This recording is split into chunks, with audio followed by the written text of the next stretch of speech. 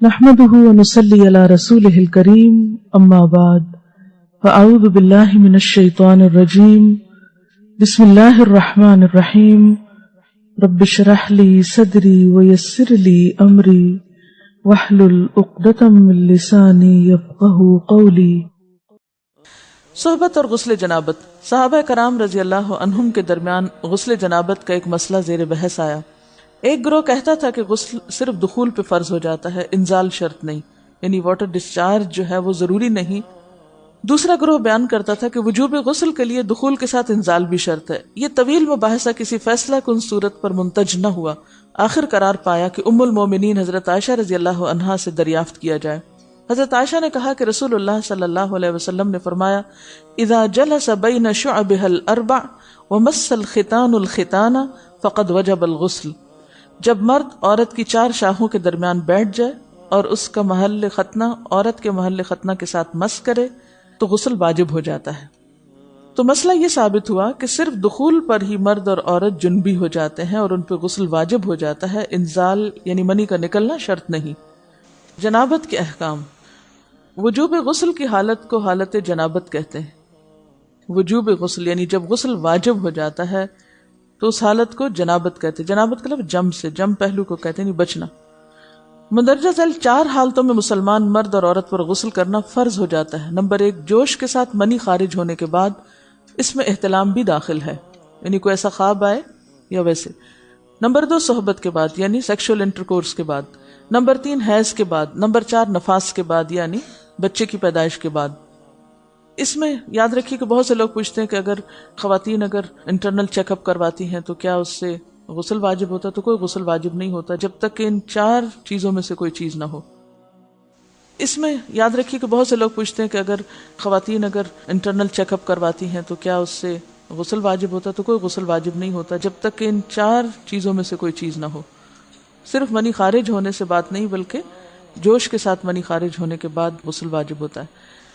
رسول اللہ صلی اللہ علیہ وسلم نے فرمایا، جب تم عورت کی چار شاخوں کے درمیان بیٹھ کر صحبت کرو تو تم پر غسل واجب ہو گیا، اگرچہ منی نہ نکلے۔ آپ نے غور کیا ہوگا کہ طہارت کے مسائل بہت تفصیل کے ساتھ اور اپنے اندر بہت ڈیٹیلز رکھتے ہیں، اور بہت سے موضوعات ایسے ہیں کہ جو انسان کی ظاہری زندگی نہیں بلکہ اس کی نجی اور ذاتی زندگی سے متعلق بھی ہیں، لیکن اس طرح پبلکلی ان کو پڑھانا اور ان کو سکھانا یہ بھی ایک ضرورت ہے، کیونکہ آپ صلی اللہ علیہ وسلم نے انصار کی خواتین کی تعریف کی کہ انصار کی خواتین کتنی اچھی ہیں جنہیں حیا دین کا علم حاصل کرنے سے نہیں روکتا۔ تو سوال یہ پیدا ہوتا ہے کہ آخر اتنی تفصیلات کیوں؟ اور بعض لوگ اس کو ناپسندیدہ قرار دیتے ہیں، تو ایسا کرنا ناسمجھی کی علامت ہے۔ ہم دیکھتے ہیں کہ انسان اگر اللہ کے بتائے ہوئے طریقے کے مطابق زندگی بسر کرتا ہے تو اس میں خیر ہی خیر ہے، اور وہ صرف خیر اس کی اپنی ذات تک نہیں رہتی، بعض اوقات دوسروں کی بھلائی کا ذریعہ بھی بن جاتی۔ عورت کو بھی احتلام ہوتا ہے۔ ام المومنین حضرت سلمہ رضی اللہ عنہا روایت کرتی ہیں کہ حضرت ام سلیم نے رسول اللہ صلی اللہ علیہ وسلم سے کہا، اے اللہ کے رسول، یقیناً اللہ حق سے نہیں شرماتا، یعنی حق بات اور ایک ضروری بات جو ہے اس کو واضح کرنا ضروری ہوتا ہے، اور اس معاملے میں شرم سے کام نہیں لینا چاہیے، کہیں ایسا نہ ہو کہ انسان انجانے میں غلط کام کرتا رہے۔ تو یہ کہہ کر انہوں نے مسئلہ پوچھا، کیا عورت پر غسل ہے جبکہ اس کو احتلام ہو؟ آپ نے فرمایا ہاں، لیکن جب پانی کا نشان دیکھے یعنی منی دیکھے۔ اس پر حضرت ام سلمہ نے شرم سے منہ چھپا لیا اور عرض کیا، اے اللہ کے رسول، کیا عورت کو بھی احتلام ہوتا ہے؟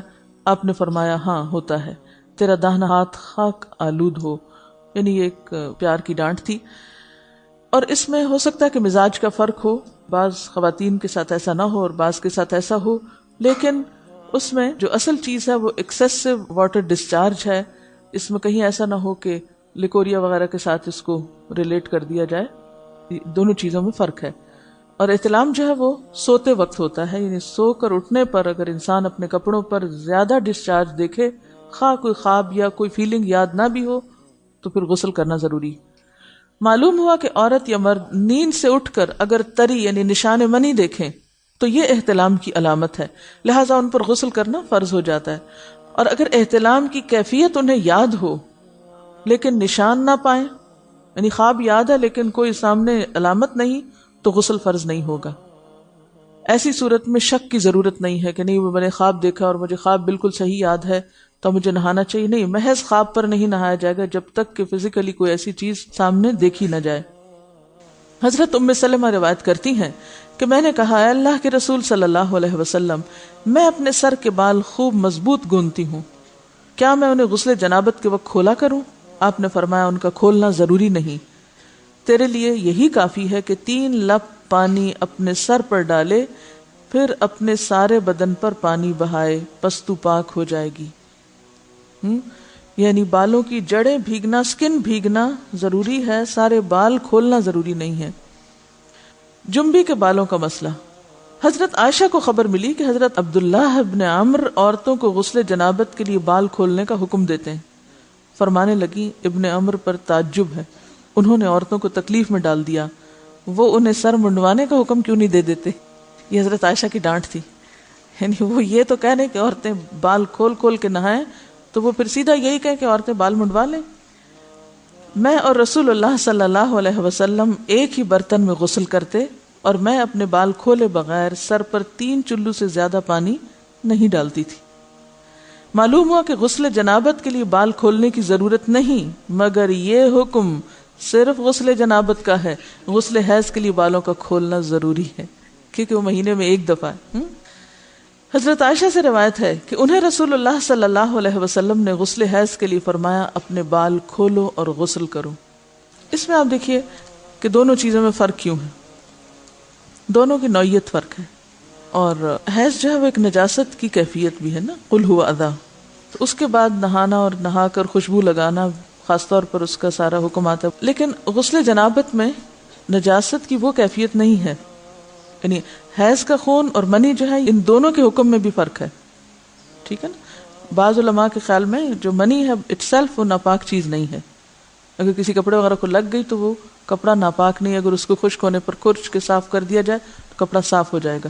لیکن خون حیض پر آپ صلی اللہ علیہ وسلم کیا فرمایا، چٹکیوں سے مل مل کے اس کو صاف کر کے دھوئے، تو ان دونوں میں بھی فرق ہے، لہٰذا ان دونوں کے بعد نہانے کے حکم میں بھی فرق ہے، ایک میں بال کھولے جائیں گے اور بال بھی دھوئے جائیں گے اور بالوں کی جڑیں بھی دھوئی جائیں گی، جبکہ دوسرے عام غسل جنابت میں بال کھولنا اور پورے بال دھونا شرط نہیں۔ بہت سی بچیاں ایسی جن کی شادی ہوتی ہے اور اس کے بعد انہیں ان مسائل کا پتہ نہیں ہوتا، یا تو وہ شرم کے مارے نہاتی نہیں، یا نہاتی ہیں تو پھر وہ پورے بال دھو دھو کے سکھانے میں اور ان چیزوں میں اتنا وقت ضائع کر دیتی ہیں کہ پھر بعضوں کا شوہر کی نافرمانی اور آپس کے تعلقات میں ٹینشن، لوگوں کا خوف۔ تو اگر دین کا صحیح مسئلہ پتا ہو تو انسان ان تمام مشقتوں سے بچ جاتا ہے اور ایک نارمل روٹین کی لائف گزار سکتا ہے۔ اس میں کیا صرف 3 کپ پانی، 3 لپ پانی، یعنی 3 دفعہ کیوں کہ اگر ایک دفعہ ڈالنے سے پوری طرح نہیں بھیگا تو آپ یہ بھی کر سکتے ٹیپ کے آگے سر کر کے، تو ساری اسکن جو ہے سر کی اس کو آپ گیلا کر لیں، پیچھے سے بال جو ہیں اگر لمبے ہیں تو ان کو ایک طرف کر دیں تاکہ پورے بال نہ دھونے پڑے، نہ سکھانے پڑے اور نہ خشک کرنے پڑے، اور باقی جسم پہ پانی بہا لیں۔ دوسری صورت یہ ہے کہ مگ میں پانی لے کے تو اس کو آپ تھوڑا تھوڑا کر کے پورے کو ایک دفعہ کریں، پھر اس کے بعد دوبارہ کریں، اور تیسری دفعہ رول کر کے بالوں کو پیچھے سے شاور کیپ ڈال لیں اور باقی جسم پھر دھو لیں۔ شاور کیپ سے کیا ہوتا ہے عام طور پر کہ پیچھے کے جو سارے لمبے بال ہیں پھر وہ نیچے گر کے گیلے نہیں ہوتے، وہ آپ کے سر پہ ہی ٹک جاتے ہیں۔ تو سر کی سکن دھوئیں اور بالوں کو جوڑے کی شکل میں باندھ کے اوپر شاور کیپ پہن کے پھر باقی جسم کو اچھی طرح دھو لیں۔ تو اس میں آپ دیکھیں کہ جب بالکل سر کے سکن کا حصہ ہی تر ہوگا، اور یہ 3 دفعہ کرنا ہوگا، ایک دفعہ سے نہیں کام چلے کہ 3 دفعہ کرنا، تاکہ کوئی بھی بال برابر جگہ سکن کی خشک نہ رہ جائے۔ تو اس سے کیا ہوگا کہ جتنا کم بال گیلے ہوں گے اتنے کم دیر میں ان کو خشک بھی کیا جا سکتا ہے اور کسی بھی مشقت کے بغیر۔